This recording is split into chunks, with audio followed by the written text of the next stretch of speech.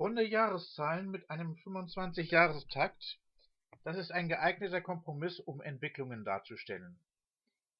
Ich habe mich für Hamburg und London entschieden, doch dieses Mal kommen noch weitere Pläne hinzu.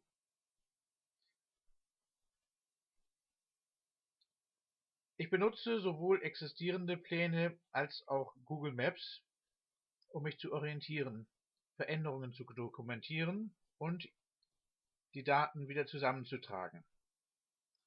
Dabei entstehen die Zwischenstufen auf Papier, während die Gesamtpläne in Paint erstellt werden.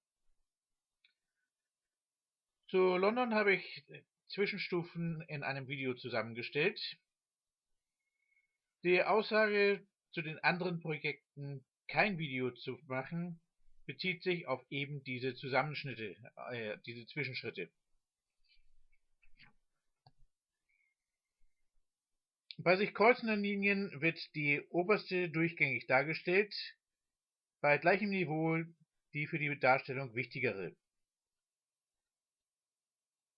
Meldungen über neue Haltepunkte bzw. Wiedereröffnung alter Haltepunkte wurden zum Anreiz, Daten abzugleichen und zu aktualisieren. Dies führte zu einem Plan der Eisenbahnsituation in Großbritannien,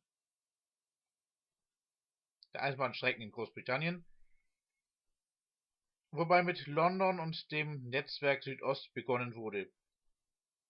Dann folgten kreuzende und weiterführende Strecken, soweit es das Papier hergab.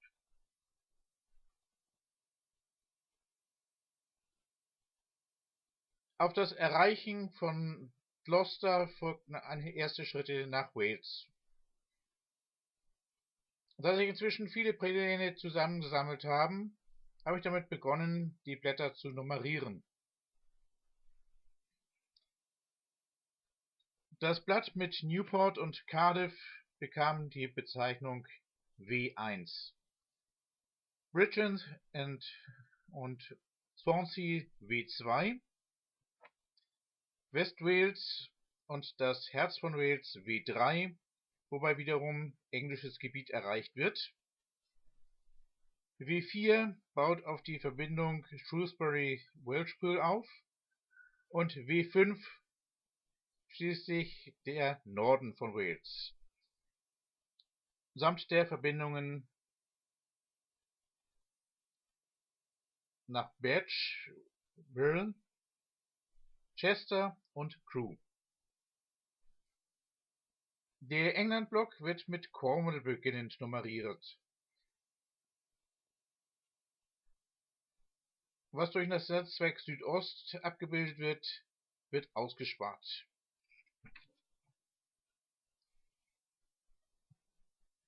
E1 geht von Saint-Germain aus nach Westen. E2 hat seinen Mittelpunkt am Bahnhof Exeter St. Davids. E3 berücksichtigt Taunton, Westbury, Weymouth und, weil noch freier Platz übrig war, Savantine Junction. E4 deckt Bristol ab, E5 Worcester und Teile von Birmingham, E6 Birmingham selbst, E7 Gebiete südöstlich von Birmingham und nördlich von Birmingham. E8 beginnt mit der Verbindung Shrewsbury und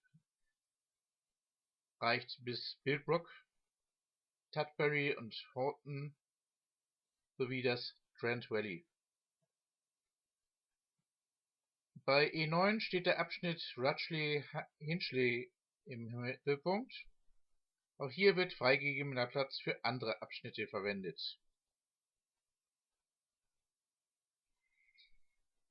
E10 umfasst Kettering, Leicester, Peterborough und Sleaford.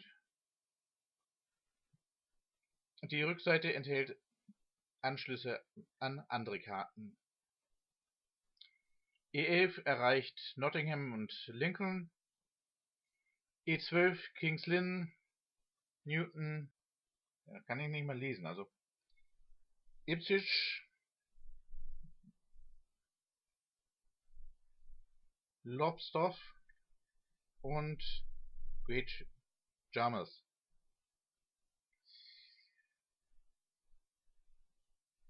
E13 Lincoln bis Hull, York und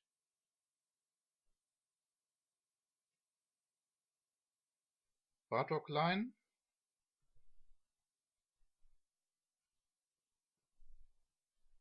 E14 Doncaster und Sheffield. E15 Shrewsbury Wrexham, Bereich zwischen Mersey und Manchester. E16 Ashfield Shiros, Wensleydale Leeds. E17 zwischen York und Doncaster, zwischen Crewe und Manchester. E18 Liverpool Wonnington. E19 Wigan Lancaster. E20 Manchester und nördlicher Anschluss. E21 östlich von Manchester Leeds Long Preston, Durham und Stockton. E22 Newcastle Carlisle, Berwick, Cumbria. E23 sonstige Anschlüsse. Für Birmingham, Nottingham, Sheffield, Manchester und Liverpool Pläne zu erstellen, die ich online stellen könnte, habe ich verworfen. Um die Struktur zu wahren, habe ich die Hochgeschwindigkeitsstrecke und andere Projekte in dieser Aufzählung übersprungen. Im Streckenplan eingetragen sind die Linie selbst, mitlaufende, nebenherlaufende und kreuzende Strecken sowie die Flüsse Themse, Medway und Oise und natürlich der Kanal. Ob ich durch Lille oder Bristol Pläne zeichne, ist an dieser Stelle noch nicht entschieden. Aus persönlichen Gründen ist für mich ein Ausschnitt aus dem Hamburger Busliniennetz wichtig. Deshalb mache ich hier eine Ausnahme und dokumentiere, wenn sich im betrachteten Abschnitt etwas Wesentliches ändert. Bis 2002 gab es noch wenige Veränderungen, danach erfolgten sie wesentlich schneller und umfangreicher. Für 2020 habe ich einen Plan erstellt und für 2025. Für den Schnellbahnplan habe ich einen vorgefertigten Ausbauplan genommen und die noch nicht vorhandenen Strecken entfernt. Bei den in Bau befindlichen habe ich die Außenlinien stehen lassen. Unerwartete Änderungen mussten nachträglich hinzugefügt werden. Zurück zu den britischen Eisenbahnen. Wales und England sind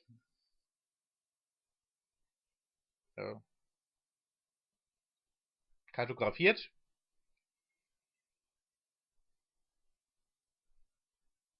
Lokale Service nur so weit wie nötig angedeutet. Als nächstes ist Schottland dran. Begonnen wird mit Carlisle. Dann haben wir die Blattnummerierung. S1 reicht bis Pollokshaws West, Mariant und Carluke. Auch Paisley und Venice Bay befinden sich auf dem Blatt. S2 selbst ersetzt die beiden wichtigsten Bahnhöfe von Glasgow in den Mittelpunkt. Die Subway wird nicht eingetragen.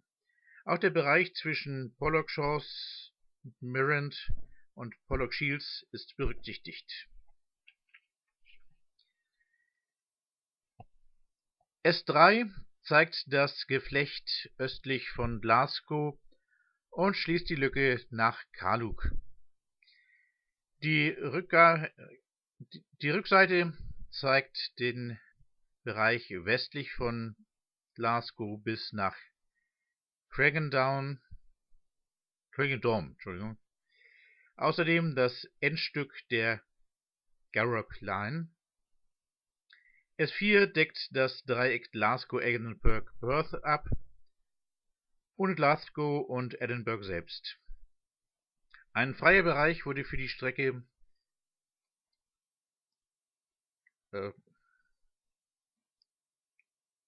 Carnoustie-Inverness verwendet. Auf der Rückseite sind Edinburgh und der Circle of Five vertreten. S5 sind noch fehlende Ergänzungen, die keinerlei Verbindung, die kürzere Verbindung zwischen Perth und Inverness sowie der ferne Norden.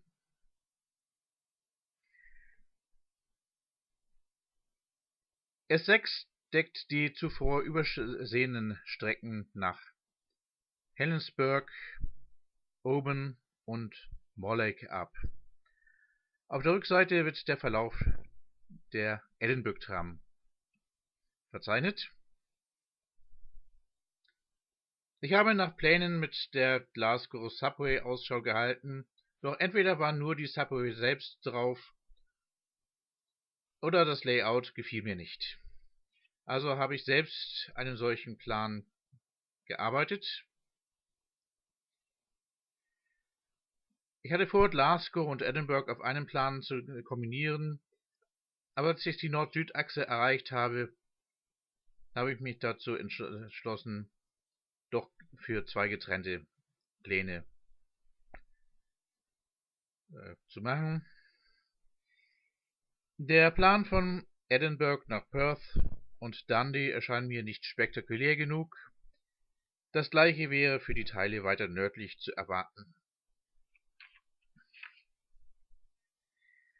Zwischen Carlisle und Glasgow ist mein handgezeichneter Plan allerdings so chaotisch geworden, dass ich es für nötig hielt, hier Ordnung hineinzubringen. Nun zeigten sich zwei Wege nach Newcastle, womit ich einen Anreiz bekam, auch diese verbliebene Lücke zu schließen. Von den kleineren Inseln, die nicht mit der Hauptinsel verbunden sind, haben nur White und Man Eisenbahnen. Schließlich nehme ich noch Irland in Betracht und beginne mit dem nordirischen Portrush.